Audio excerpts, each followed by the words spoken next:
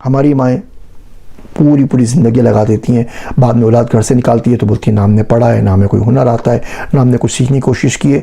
Independent होना सीख लें। आप बाप हैं तो आपको इंडिपेंडेंट होना है। कल सारे बच्चे आपको छोड़ के चले जाएँ, आपकी बीवी आपको छोड़ के चले जाए, आप अपने आप को संभाल सकें, खुद भी खा सकें, 2-4 लोगों को खिला सकें। सेम रूल अप्लाई होता है बीवी के ऊपर।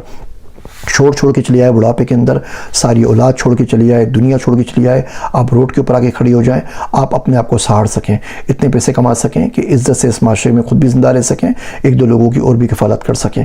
हर बच्चा आपका इंडिपेंडेंट होना चाहिए, बीवी इंडिपेंडेंट होना चाहिए, बाप इंडिपेंडेंट होना चाहिए। घर में 10 बंदे, एक को ड्राइविंग आती है, क्या बदतमीज़ी है भैया, 10 के 10 को ड्राइविंग आनी चाहिए। घर के अंदर 10 बंदे, एक का बैंक अकाउंट है, 10 का बैंक अकाउंट क्यों नहीं है?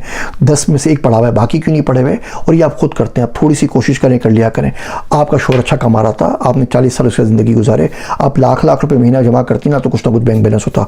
10,000 रुपये जमा करती, कुछ बैंक बैलेंस होता है। यहाँ पे हमारे पास शादी हुई, 20 साल हो गए, 20 साल बाद डाइवोर्स हो गई और लड़की के पास 1 रुपया जेब में नहीं होता, ना उसका कोई अकाउंट होता है। भैया कोई सीक्रेट अकाउंट बना लो, किसी रिश्तेदार के पास रखवा दो, कोई अपना अकाउंट जाके खोल लो, कहीं ना कहीं तो पैसे जमा करो। पैसे आपको दे रहा था ना, 20 साल शादी रही, जी बिल्कुल। छोड़ने पैसे कमा के दिए, जी बिल्कुल। अब कहाँ है जी, एक तेला भी आपके पास नहीं, अब जिंदगी बर्बाद हो रही है, अब क्या करना है?